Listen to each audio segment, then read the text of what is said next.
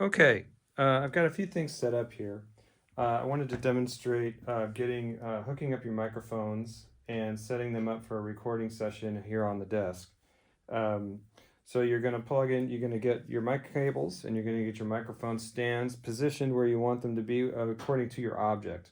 So I've got this old cymbal here, and I'm just going to kind of demonstrate how to get good or decent recordings on something this odd, right? So we're going to plug in our XLR cables for the stereo pair down here.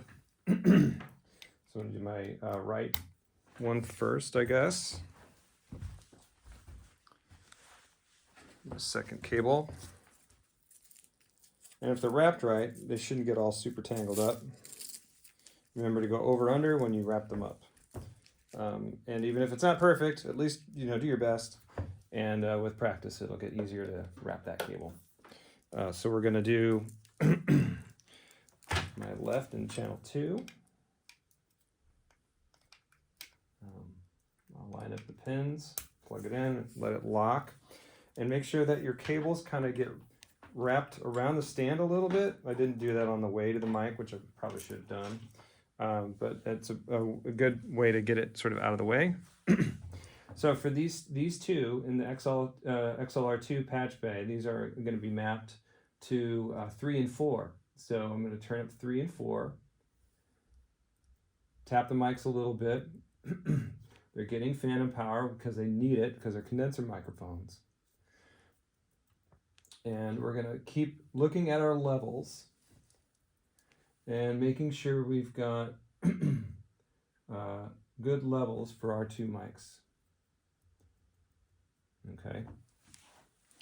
Over here, I'm going to show this in a different video. It's a screen grab, but you can either look at the levels in your on your Focusrite app to see how strong that is and how good you're getting a recording of. Okay, so what I'm going to do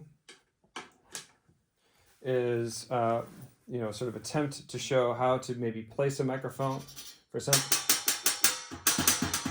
something this odd. Like I say, if you want to try to get a recording of this,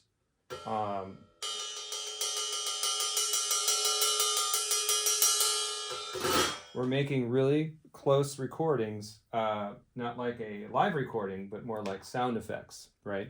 Getting the mics right up against the source and getting a good level on something that is this quiet or small. Notice my levels are pretty good, okay? That was a little too hot. And you're exploring all the different kinds of sounds it can make.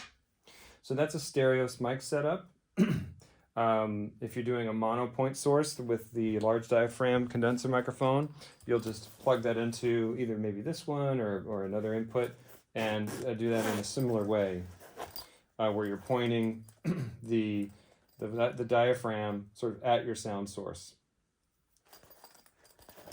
For a contact microphone, will need to be taped to an object. Okay, so this is the back and this is the front. You will tape it to your object.